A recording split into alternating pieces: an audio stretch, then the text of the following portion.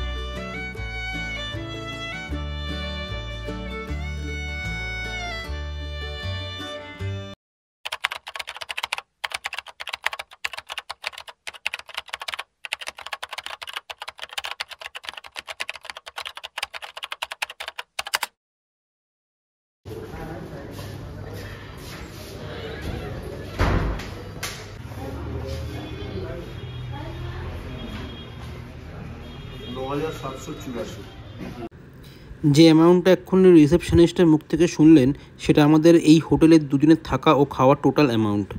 আমাদের এই আকাশ হোটেল থেকে চেক আউট করে পুরুলিয়ার বাকি দেখা জায়গাগুলো ঘুরে সন্ধ্যেবেলা সোজা পুরুলিয়া স্টেশনে যাওয়ার প্ল্যান ছিল, কারণ রাত 9টায় ছিল আমাদের বাড়ি ফেরার ট্রেন।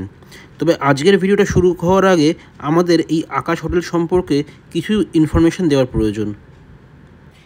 এই আকাশ হোটেলে আমরা 2টো ডিলাক্স রুম বুক করেছিলাম। চলুন এই রুমগুলোকে দেখিয়ে দিই আপনাদের। তো বন্ধুরা, আমরা যে হোটেলটা উঠেছি আকাশ হোটেল, সেই আকাশ হোটেলের রুমটা সম্পর্কে আমরা দেখিয়ে দিই। আমরা 2টো ডিলাক্স রুম বুক করেছিলাম, মানে একটাতে আমি আর আমার ওয়াইফ, একটাতে মা বাবা থাকবে। তো 2টো ডিলাক্স রুম পড়েছিল 1732 টাকা করে। তা সেই ডিলাক্স রুমটা কেমন, কী রুম আমরা বুক পেয়েছি, সেই রুমটা একটু আপনাদের দেখিয়ে দিই, চলুন। এই হচ্ছে আমাদের রুম 317, মা বাবাটা 318। তো এই রুমে ঢুকলাম আমি।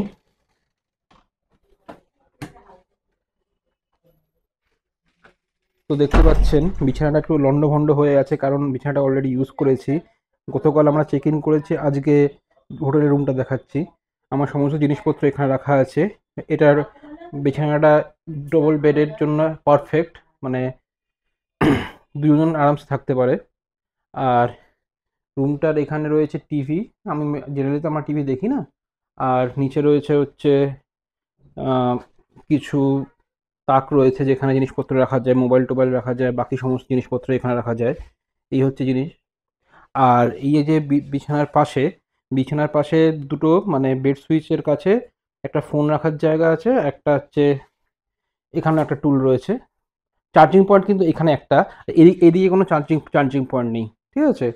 এদিকে কোনো চার্জিং পয়েন্ট নেই, এদিকে চার্জিং পয়েন্ট রয়েছে। আর এদিকে রয়েছে এসি। এখন পুরুলিয়াতে এসির অতটা দরকার পড়বে না, এপ্রিল মে মাসে যতটা পড়বে এখন ততটা পড়বে না। আর এইখানে রয়েছে হচ্ছে একটা ওয়ার্ড্রোবটার মধ্যে আমরা অলরেডি ইউজ করছি জিনিসপত্র রাখার জন্য। অলরেডি আমাদের একটা রয়েছে, আমাদের লাগেজ রয়েছে। ওয়ার্ড্রোবটা আমাদের যথেষ্ট স্পেস রয়েছে এর মধ্যে। আর এটা বন্ধ করে দিলাম। আর এখানে হচ্ছে একটা জানলা। আর এখানে ইউজ করার জন্য ডাস্টবিনটা রয়েছে, ডাস্টবিনে। আর এখানে রয়েছে জানলাটা ভালোই খোলা যায়। এই যে পাশে একটা গাছ রয়েছে, তবে এটা পলাশের গাছ নয়। এটা হয়ে গেল। তাই আর এখানে রয়েছে আমাদের বাথরুমটা ওয়েস্টার্ন স্টাইল কোমোড। আর এখানে হচ্ছে বেসিন, এখানে হ্যান্ড শাওয়ার রয়েছে, উপরে হ্যাঙ্গার রাখার জায়গা, উপরে শাওয়ার, আর এক্সস্ট, আর এখানে রয়েছে গিজার। তো বাথরুমটা যথেষ্ট পরিষ্কার পরিচ্ছন্ন, মানে ডিলাক্স রুম হিসাবে রুমটা যথেষ্ট ভালো। এই হোটেলের ফোন নাম্বার ও যাবতীয় ডিটেলস এই ভিডিও ডেসক্রিপশন বক্সে দেওয়া থাকবে। তো চলুন আজকে যাত্রা শুরু করা যাক।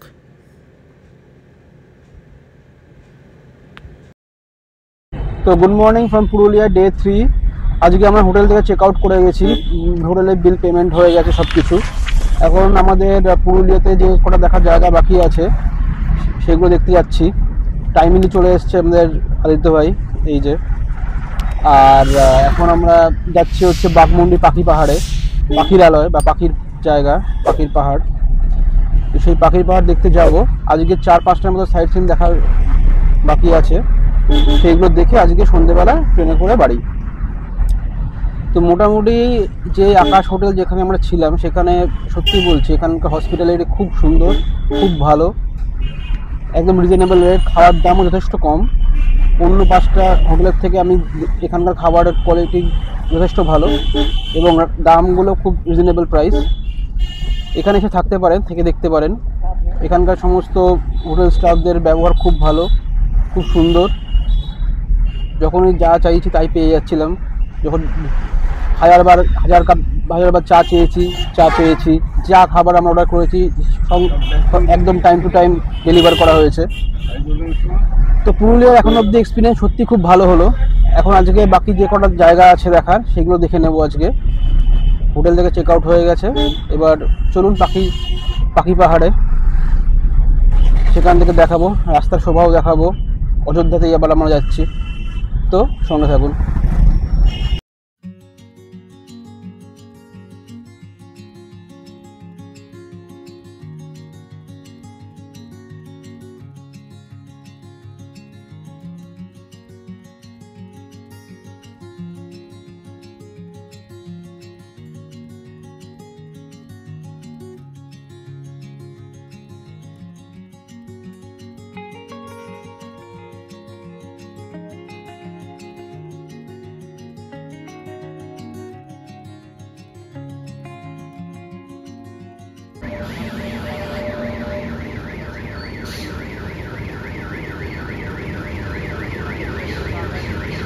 এখানটায় লেভেল ক্রসিংয়ের জন্য আমাদের গাড়িটা দাঁড় করাতে হলো, তাই ভাবলাম একটু গাড়ি থেকে নেমে চারপাশে কয়েকটা গাছে পলাশ ফুটে রয়েছে, যাতে সেই পলাশের একটু ছবি তুলে নিই, তাই গাড়ি থেকে নামলাম।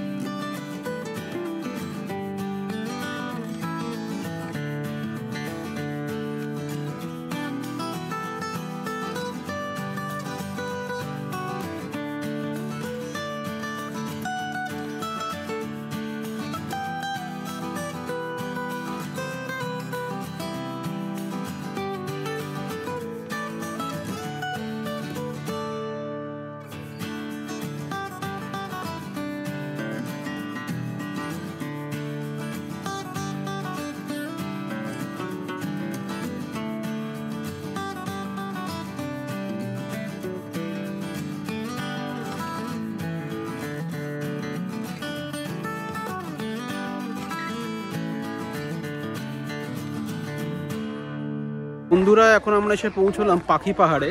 এই পাখি পাহাড় পৌঁছতে আমাদের প্রায় 45 মিনিট মতো, 45 না 1 ঘন্টার উপর মতো লেগে গেল। কারণ আমাদের আকাশ হোটেল থেকে পাখি পাহাড়ের দূরত্ব প্রায় 50 কিলোমিটার। আর এই পাখি পাহাড়ে এসে আপনাদের যেটা ফার্স্টে মানে দেখতে পাচ্ছি যে করতে হবে, এখানে কিছু মহিলারা আছেন, তাদের কাছ থেকে গাইড নিতে হবে, মানে ওনারাই আপনাদের কাছে নিয়ে যাবে, কারণ ভেতরে অনেকটা হাঁটতে হয় এই পাখি পাহাড়ের ভেতরে। তো একা তো যাওয়া যাবে না, আপনাকে গাইড নিতেই হবে। গাইডের চার্জ হবে 100 টাকা করে, মানে 100 টাকা নেবে ওরা। 100 টাকা দিলে আপনাদেরকে প্রত্যেককে এই পাখি পাহাড়ের যা যা দেখার জিনিস রয়েছে তারা আপনাকে দেখিয়ে দেবে। তো এখানে প্রচুর পার্কিংয়ের চার্জেস এখানে নেওয়া হয় না, গাড়ি রাখার জায়গা রয়েছে এখানে। আর আশেপাশে অনেক দোকানও রয়েছে চা খাওয়ার জন্য বা কিছু ব্রেকফাস্ট খাওয়ার জন্য। এখানে টিফিন নিতে পারেন।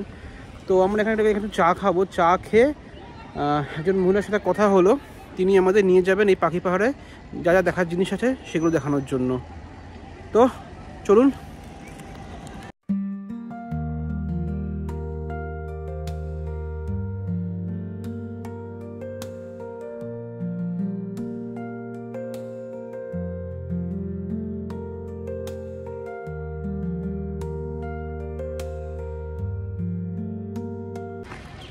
এই হাঁটা শুরু করলাম, চা পরে খাবো ভাবলাম, কারণ আগে দেখিনি, তারপরে ফিরে এসে চা খাবো। আর এই যে দিদিকে ঠিক করেছি, এই দিদি আমাদের গাইড, উনি আমাদের নিয়ে যাবেন এই পাখি পাহাড় দেখানোর জন্য। কারণ একা গেলে তো চিনতে পারবো না, এখানে গাইড তো নিতেই হবে। তো চলুন দেখাই কী কী দেখার জায়গা রয়েছে এই পাখি পাহাড়ে। আর এই পাখি পাহাড়টা বাঘমুন্ডির অন্তর্গত, জায়গাটার নাম হচ্ছে ভুচুংডি। ভুচুংডিতে রয়েছে এই পাখি পাহাড়।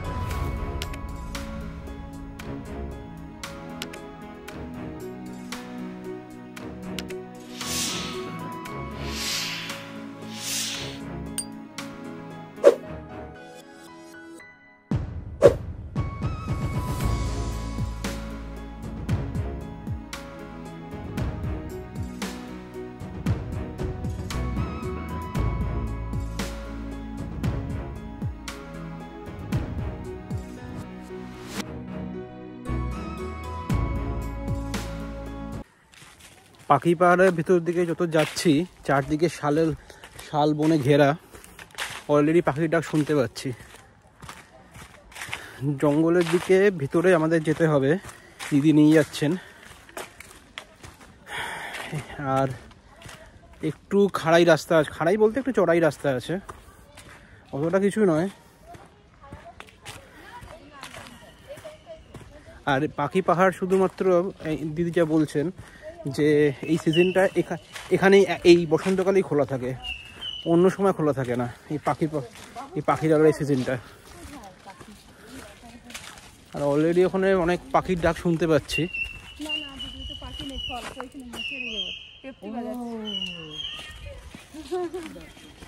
এবার দেখি কতগুলো পাখি দেখতে পাই। আর পাখির ছবি তুলতে গেলে তো ডিএসএলআর ক্যামেরা দরকার হয়, আমার কাছে তো ডিএসএলআর ক্যামেরা নেই। দেখা যাক কতটুকু ক্যামেরা বন্দি করতে পারি। এই পাখি পাহাড়ের যে জিনিসটি আমাদের সর্বপ্রথম দৃষ্টি আকর্ষণ করলো, সেটি হলো একটি পাথরের উপর কোথায় করা অনেকগুলো পাখির প্রতিমূর্তি।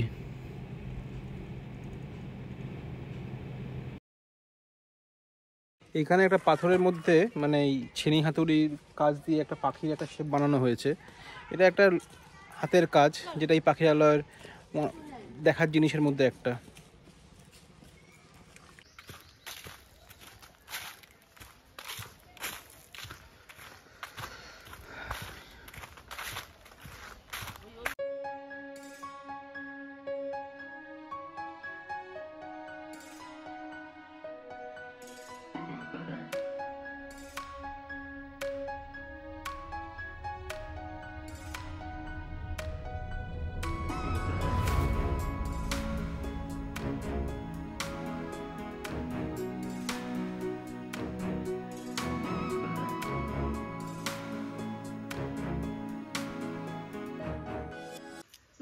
সাদা সাদা ড্রয়িং করা ছিল, মানে এই মতো খোদাইয়ের কাজ নেই উপরে। উপরে খোদাইয়ের কাজ না, আঁকা। হ্যাঁ আঁকা, সেগুলো উঠে গেছে না? হ্যাঁ এখন ওটা সে 1995 সালে হয়েছে, তো ওই জল পড়ে পড়ে মানে মুছে গেছে। আচ্ছা আচ্ছা। তা এইটা যে রয়েছে এইটা এটা এটা কবে হয়েছে? এটা ওই তখনেরই কাজ, 1995-তে। হ্যাঁ হ্যাঁ 95 সালের কাজ। এখানে কাজ করে গেছে। হ্যাঁ মানুষ এখানে বেঁচে আছে? হ্যাঁ বেঁচে আছে। আমাদের শিল্পীর নাম হচ্ছে চিত্তদে। এখনো আসে? চিত্তদে, হ্যাঁ আসেন। বেশ কয়েক বছর ধরে শিল্পী চিত্তদে এই পাহাড়ে ইনসিটু রক স্কাল্পচারের কাজ করেছেন। সাধারণত ভাস্কর্য শিল্পীরা বাছাই করা পাথর তুলে স্টুডিওতে নিয়ে এসে সেই পাথর কেটে মেলে ধরে নিজের শিল্পকে, কিন্তু এক্ষেত্রে পাথরটিকে যথাস্থানে রেখেই তাতে খোদাই করা হয়েছে বিভিন্ন আকৃতির পাখি। 1997 সালে সরকারি আর্থিক অনুদানে কাজ শুরু করেন শিল্পী। সরকারি অনুদানের সঙ্গে তাকে অনুরোধ করা হয় কয়েকজন ভাস্কর্য শিল্পীকে সঙ্গে নিয়ে কাজ করার জন্য, কিন্তু শিল্পী চিত্তদে স্থানীয় আদিবাসী লোকেদের সঙ্গে কাজ করার উপর জোর দেন। প্রথম 4 বছর ধরে প্রায় 50 জনকে প্রশিক্ষণ দেওয়া শুরু করলেও অবশেষে 24 জনকে নিয়ে দলবদ্ধভাবে কাজ শুরু করেন। জীবনের ঝুঁকি নিয়ে পাহাড়ের উপর থেকে ঝুলন্ত অবস্থায় এনামেল রং ব্যবহার করে ছবিগুলো আঁকেন। ধীরে ধীরে 65 ডানামেলা পাখির ভাস্কর্য খোদাই করেন, যার সবচেয়ে ছোট ডানার দৈর্ঘ্য 55 ফুট আর সবচেয়ে বড় ডানার দৈর্ঘ্য 120 ফুট।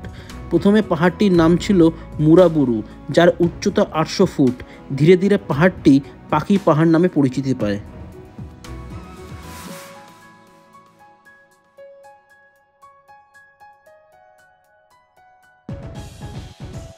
কোনোদিনও পাথরের উপর গাছ হতে দেখেছেন? এই হচ্ছে এই দেখুন পাথরের উপর গাছ।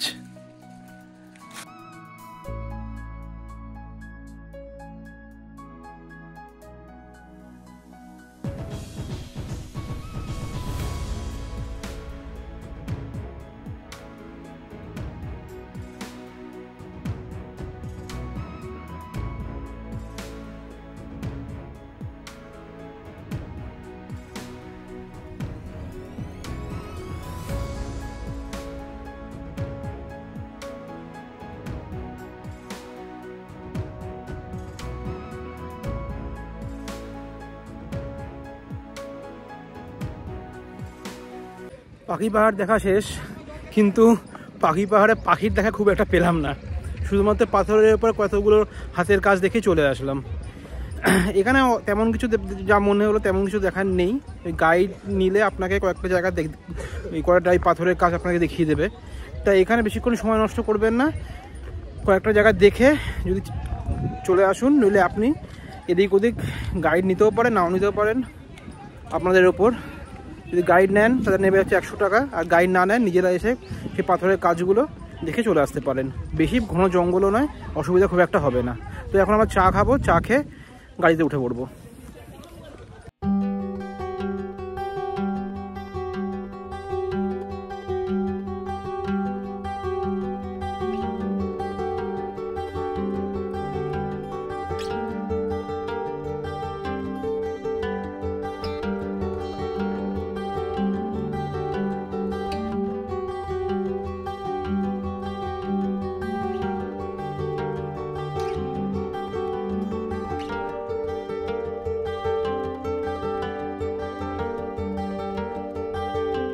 তো এখন আমরা গাড়ি স্টার্ট করলাম আবার। এখন আমরা যাচ্ছি পার্ডি ড্যামে। এই পাখিরালয় আমাদের এত সময় কাটালাম, প্রায় 2 ঘন্টা সময় এখানেই বেরিয়ে গেল। এখানে মানে এখানে এক একজনের খাওয়ার এক এক রকম ডিমান্ড, কেউ ঝালমুড়ি, কেউ আলু কাবলি, কেউ ম্যাগি, চা, এসব করতে করতে প্রায় অনেকটা সময় চলে গেল এখানে। তো এখন যাচ্ছি আমরা এখান থেকে 12 কিলোমিটার দূরে পার্ডি ড্যামে। এটা আমাদের যাত্রার ট্যুর প্ল্যানের মধ্যে ছিল না। এখানে যে আদিত্য বললো যে পার্ডি ড্যামটা খুব ভালো জায়গা, বিশেষ করে শীতকালে খুব শালুক ফুল ফুটলে, কিন্তু এখন শালুক ফুল এখন ফুটবে না, কিন্তু তবুও দেখার জায়গা, যেহেতু অফবিট জায়গা, আমরা সেই পার্ডি ড্যামে চললাম। তো দেখতে থাকুন।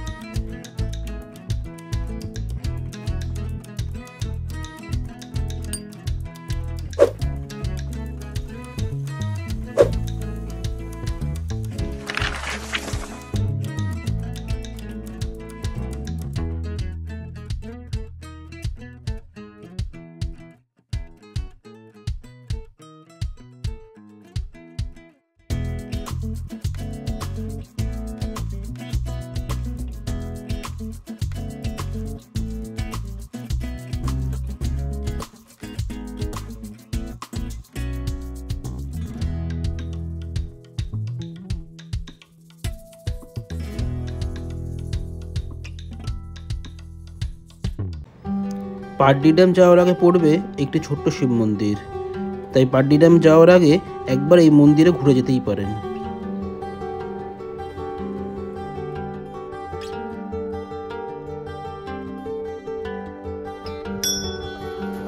শিব মন্দিরটা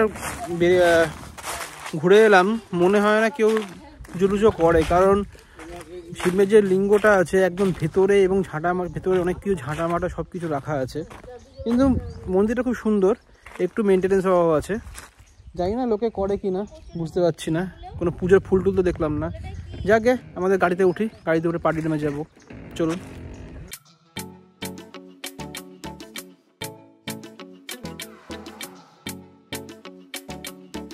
তো এসে পৌঁছলাম আমরা পাড্ডি ড্যামে। এটা পুরুলিয়ার অফবিট জায়গার মধ্যে একটা অফবিট জায়গা। এখান থেকে মানে রাস্তা অনেক সরু সরু রাস্তা, গাড়ি আসতে একটু প্রবলেম হয়েছে কারণ রাস্তা অনেকটা সরু। আর এখানে পাশে একটা শিব মন্দির আছে, এখানে আমার গাড়িটা পার্ক করতে হলো। এবার এই কিছু জায়গায় এখনও রাস্তা কাজ চলছে। কোন দিকে যেতে হবে? গাড়ি যাবে এখনো? যাবে, আমি ওই জন্য নিয়ে গেলাম না, গাড়ি যাবে। আচ্ছা আচ্ছা, মানে আমরা গাড়ি থেকে একটু আগে নেমে পড়েছি, আমাদের গাড়ি আরও যাবে। রাস্তাটা একটুখানি গন্ডগোল হয়ে গেছিলো। ঠিক আছে, নেভার মাইন্ড। তো চলুন, একটু গাড়িতে আবার উঠতে হবে। এখানে একটা শিব মন্দির দেখালাম আপনাদের, খুব সুন্দর শিব মন্দিরটা। এটা একটা অফবিট জায়গা তো, তাই মানুষ খুব একটা আসে না। তাই আমি খুব অফবিট জায়গায় যেতে ভালোবাসি, তাই অফবিট জায়গা শুনে আমিও রাজি হয়ে গেলাম এখানে আসতে। তো চলুন, গাড়িতে উঠছি, গাড়িতে উঠে আবার একটু যেতে হবে এই পাড্ডি ড্যামে যাওয়ার জন্য।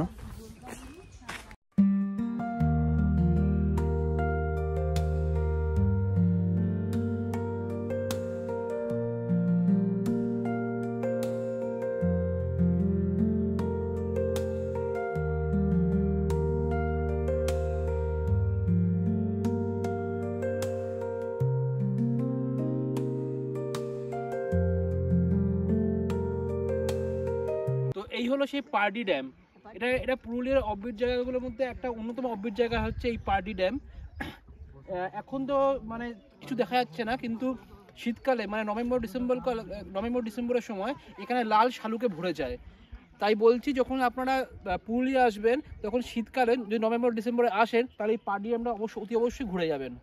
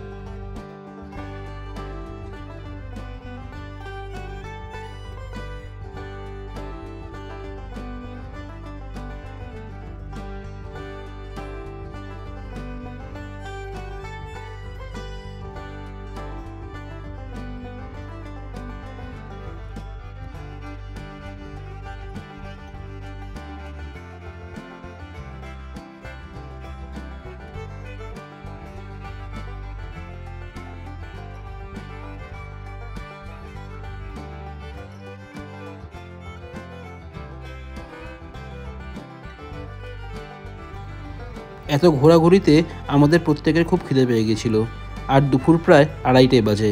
তাই আমরা সোজা চলে এলাম অযোধ্যা হিলের অন্যতম পপুলার হোটেল হিল অ্যাভিনিউতে। বন্ধুরা, প্রায় 40 মিনিট টানা জার্নির পর আমরা পৌঁছলাম বাঘমুন্ডিতে হোটেল এভিনিউ। এখানে আমরা দেশি মুরগির ঝোল আর ভাত খাবো।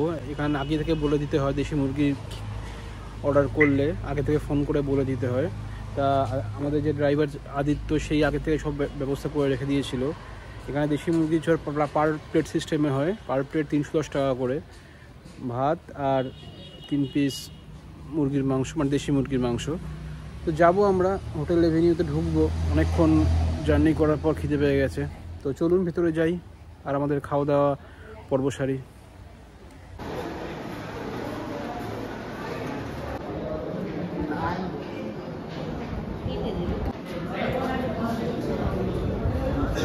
খেলা চলছে India versus New Zealand final, champions trophy 2025।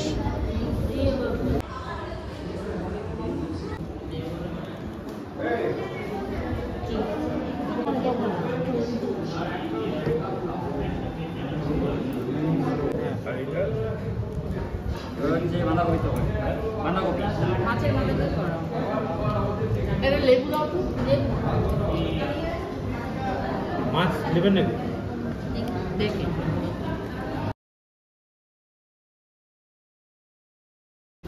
তো আমাদের এখন লাঞ্চ চলে এসছে, ভাত, ডাল, বাঁধাকপির তরকারি, খাই না খুব একটা আমি।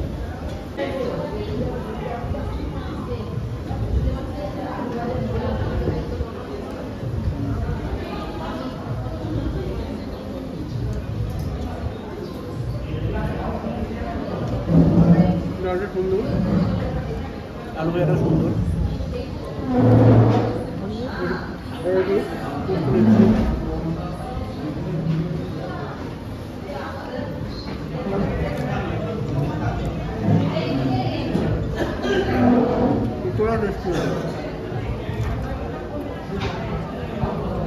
ঘরোয়া রান্না, সুন্দর।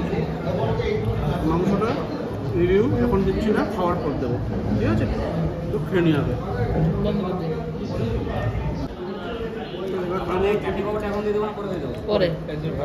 তো এবার খাবো হচ্ছে এই যে চিকেন, দেশি মুরগি।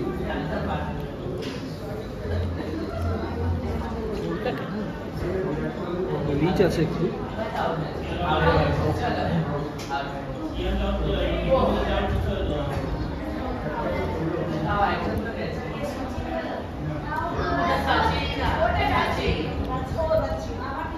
খুব সুন্দর রান্না হয়েছে।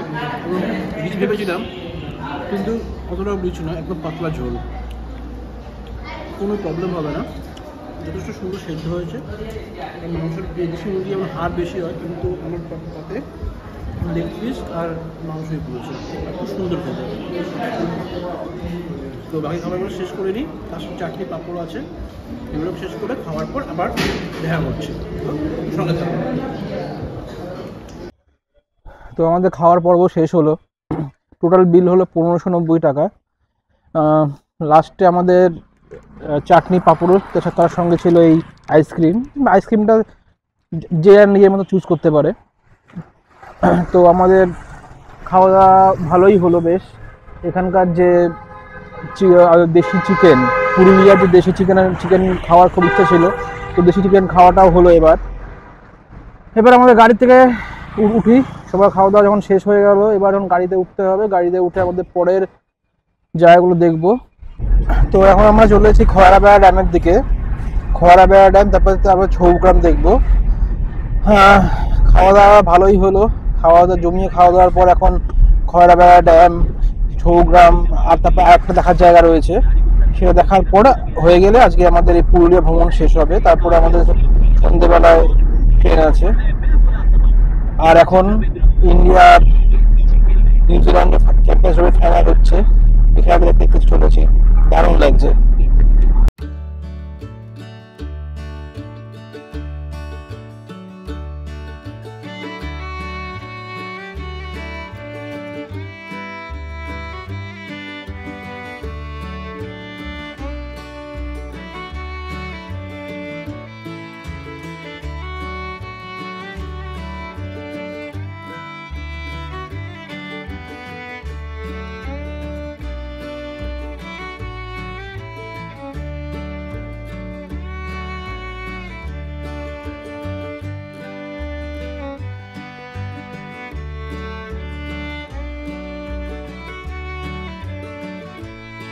তো বন্ধুরা, আমরা এখন পৌঁছে গেলাম খয়রাবেড়া ড্যামে। এটি পুরুলিয়ার অন্যতম আকর্ষণীয় দেখার জায়গার মধ্যে একটা। এই খয়রাবেড়া ড্যাম পুরুলিয়া শহর থেকে প্রায় 67 কিলোমিটার দূরে অবস্থিত। এই খয়রাবেড়া ড্যামে আশেপাশে প্রচুর পলাশ শিমুলের গাছ রয়েছে, আর এই ড্যামটা অনেক বড় বিস্তৃতি জুড়ে রয়েছে। আপনাদের দেখাচ্ছি কত বড় এলাকা জুড়ে এই খয়রাবেড়া ড্যামটা রয়েছে। লাস্টে আমরা পুরুলিয়া যাত্রা খুব ভালোভাবে শেষ করবো মনে হচ্ছে, কারণ যে কটা দেখার জায়গা আমার কাছে রয়েছে, আপার ড্যাম লোয়ার ড্যাম সব দেখলাম। আমার কাছে সবচেয়ে বেস্ট দেখার জায়গা মনে হলো সেটা হচ্ছে কি খয়রাবেড়া ড্যাম। এত সুন্দর জায়গা, আর যখন বিকেল হবে এই ড্যামটাকে দেখতে আরও সুন্দর লাগবে।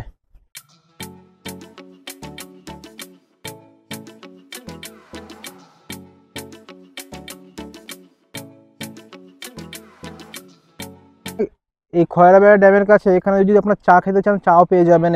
এখানে মাটির হাঁড়িতে, এই যে মাটির হাঁড়িতে এখানে চা বিক্রি করেন। এখানে চা আছে, ছাড়া কি পাওয়া যায়, যে চিপস পাওয়া যায়, তাই তো, শশাও আছে, যা বিস্কুটও আছে। এইসব জিনিসগুলো এখানে খেতে পারেন।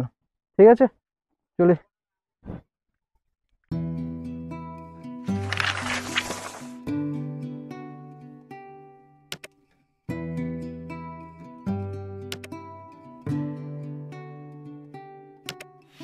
এই খয়রাবেড়া ড্যামের উপর দিয়ে বিকেলে হাঁটতে খুব দারুণ লাগছে। সূর্যটা যখন পড়ন্ত রোদ যখন গায়ে এসে পড়ছে, তখন এর উপর দিয়ে চা খেতে খেতে, গল্প করতে করতে অনেক দূর হেঁটে ওই পাশটা যাওয়া যায়। আমিও ওই পাশটাই যাচ্ছি, চলুন আমার সাথে।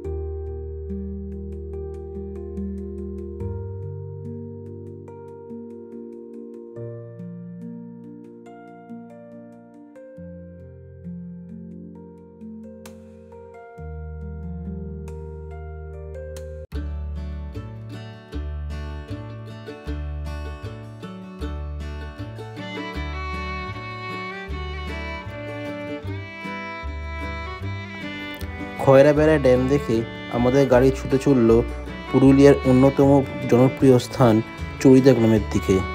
এই চড়িদা গ্রাম, যা মুখোশ গ্রাম নামে পরিচিত, যেখানকার তৈরি মুখোশ ব্যবহৃত হয় পুরুলিয়ার সাংস্কৃতিক উৎসব ছৌ নাচের জন্য। তো এখন আমরা দাঁড়িয়ে আছি পুরুলিয়ার সেই বিখ্যাত মুখোশ গ্রামে। এখানকার তৈরি মুখোশই, এখানকার যে বিখ্যাত যে ছৌ উৎসব বা ছৌ নাচ, এখানকার তৈরি মুখোশেই সেই ছৌ নাচে ব্যবহার করা হয়। তো চলুন এই মুখোশ গ্রামটা আপনাদের দেখাই। অযোধ্যা পাহাড়ের কোলে অবস্থিত এই ছোট্ট গ্রাম চড়িদা মূলত জনপ্রিয় ছৌ মুখোশ নির্মাণ কাজের জন্য, তাই এই গ্রাম মুখোশ গ্রাম নামে পরিচিত। এই ছৌ মুখোশ তৈরি ঐতিহ্য শুরু হয় বাঘমুন্ডির রাজা মদন মোহন সিংহ দেওর সময় থেকে। বছরের পর বছর এই শিল্প পুরুলিয়া জেলার সাংস্কৃতিক ঐতিহ্যের একটি অপরিহার্য অংশ হয়ে উঠেছে, যেখানে ছৌ নৃত্য এবং মুখোশ তৈরি একে অপরের সঙ্গে জড়িত।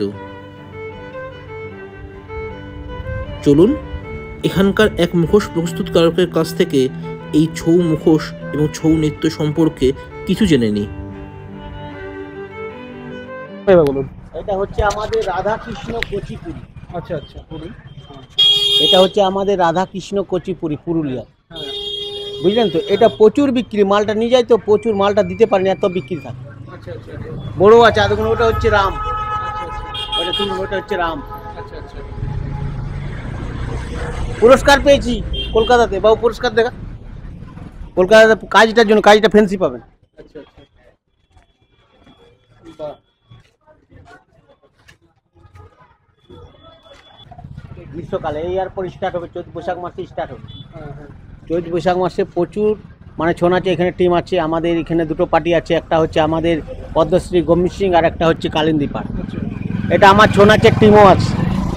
আমি গেছিলাম যাদবপুর সন্তোষপুর, আর এটার আমি ট্রেনিং শেখাচ্ছি নবোদয় বিদ্যালয় দুর্গাপুরে। 30 জন ছেলে মেয়েকে আমি শেখাচ্ছি। কাজটা আলাদা পাবেন, কিভাবে তৈরি হয়, কিভাবে কালার হয়, কিভাবে ডেকোরেশন হয়, সব কিছু আমি শেখাই। ছৌ নাচটা অ্যাকচুয়ালি যদি আপনারা এরকম দেখবেন বলেন তো পয়সা লাগে, আর নয়তো আমাদের অ্যাকচুয়ালি হয় চৈত বৈশাখ মাসে, চৈত্র মাসে বৈশাখ মাসে আমাদের ছৌ নাচ। প্রচুর লোক আসে স্যার, প্রচুর লোক। এই যে আপনারা আসছেন, জিনিসটা কাজলা দেখুন, প্রত্যেকটা আলাদা আলাদা কাজ পাবে। আচ্ছা আচ্ছা, অনেক ধন্যবাদ। আসবেন নিশ্চয়ই। এগুলো একটা নিয়ে যান। হ্যাঁ, হ্যাঁ, টাকা দাম, বেশি দাম। নিয়েছে তো, ওই যে নিয়েছে না। হ্যাঁ, ঠিক আছে দাদা। হ্যাঁ, আসবেন। এখানে প্রথম যে দুটি মুখোশ তৈরি হয়েছিল তার নাম হলো কিরাত এবং কীর্তনী, যেগুলি নির্মাণ করেছিলেন বুদ্ধেশ্বর নামে এক ব্যক্তি, যাকে চড়িদায় ছৌ মুখোশ তৈরির জনক বলা হয়। প্রজন্মের পর প্রজন্ম ধরে চলে আসা অনন্য ঐতিহ্য বহন করে প্রতিটি মুখোশ নির্ভুলতা ও যত্ন সহকারে বানানো হয়। পুরুলিয়া ছৌ মুখোশ 2018 সালে মর্যাদাপূর্ণ জিআই ট্যাগ পেয়েছে, যা এই সমস্ত শিল্পীদের কাছে যথেষ্ট স্বীকৃতি এনে দিয়েছে।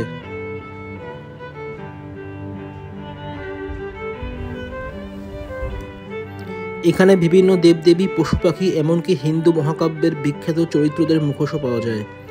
মহাদেব, শ্রীকৃষ্ণ এবং মা দুর্গার মতো দেবতাদের পাশাপাশি রাবণ এবং মহিষাসুরের মতো অসুরদেরও মুখোশ রয়েছে এখানে। এই মুখোশগুলি যেমন রঙিন তেমনই প্রাণবন্ত, যা এই সমস্ত মুখোশগুলোকে শুধুমাত্র এই সমস্ত শিল্পীদের কর্মদক্ষতার নিদর্শনই নয়, সুন্দর স্মৃতিচিহ্নও করে তোলে।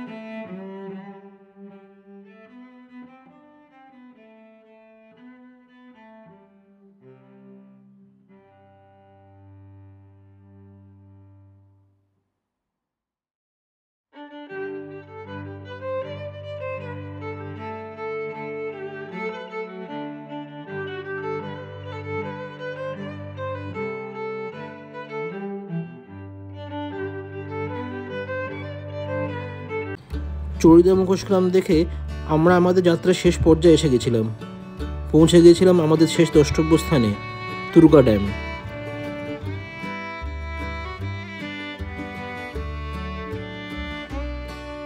তো আমরা এখন পৌঁছলাম আমাদের শেষ দ্রষ্টব্য স্থান তুরগা ড্যামে। তো তুরগা ড্যামে প্রায় সন্ধে নেমে এসছে, অনেক লোকজন রয়েছে এখানে। ড্যামের দিকে যাব একটু পরে, কিন্তু তার আগে উপরে একটা মন্দির আছে, সেই মন্দিরটা দেখে আসি। চলুন আগে। এই মন্দিরের উপরে উঠতে গেলে কয়েকটা সিঁড়ি আছে, সেই সিঁড়ি দিয়ে আপনাকে উপরে মন্দিরে যেতে হবে। তো আমরা এখন সেই মন্দিরেই যাচ্ছি। তো চলুন সেই মন্দিরে গিয়ে ছবি টবি তুলি, তারপর আবার ড্যামে আসবো। সূর্য প্রায় অস্তের দিকে। চলুন।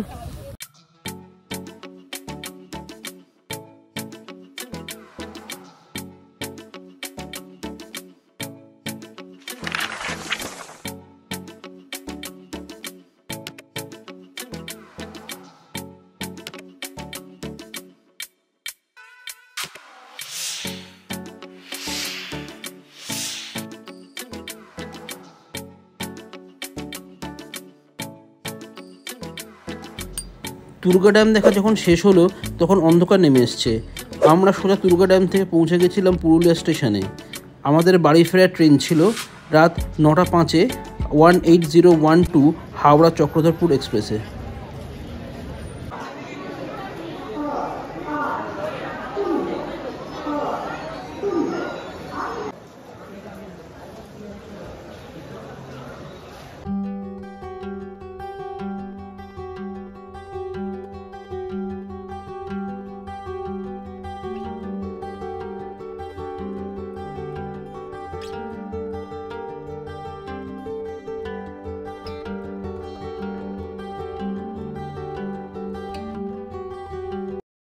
তো ট্রেন আমাদের পুরুলিয়া স্টেশন ছাড়লো, একদম 2 মিনিট মতো ট্রেনটা দাঁড়িয়ে ছিল। কিন্তু এখানে একটা প্রবলেম যে স্টেশনে লেখা থাকে A1 একটা জায়গায়, কিন্তু আসল বগি পড়ে প্রায় 1 মিটার এগিয়ে।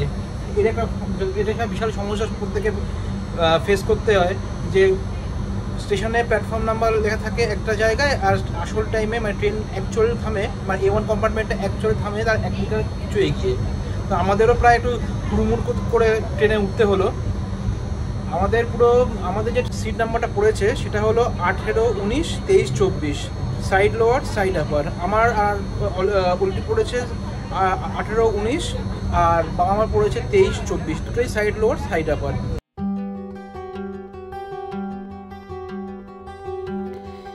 এই ট্রেনে প্যান্ট্রি কার অ্যাভেলেবেল, কিন্তু আমরা বাইরে থেকে খাবার নিয়েছিলাম, তাই খেয়ে আমাদের তাড়াতাড়ি শুয়ে পড়তে হলো। কারণ আমাদের ট্রেন পরের দিন ঠিক ভোর 5:30টায় হাওড়া স্টেশনে এসে পৌঁছলো।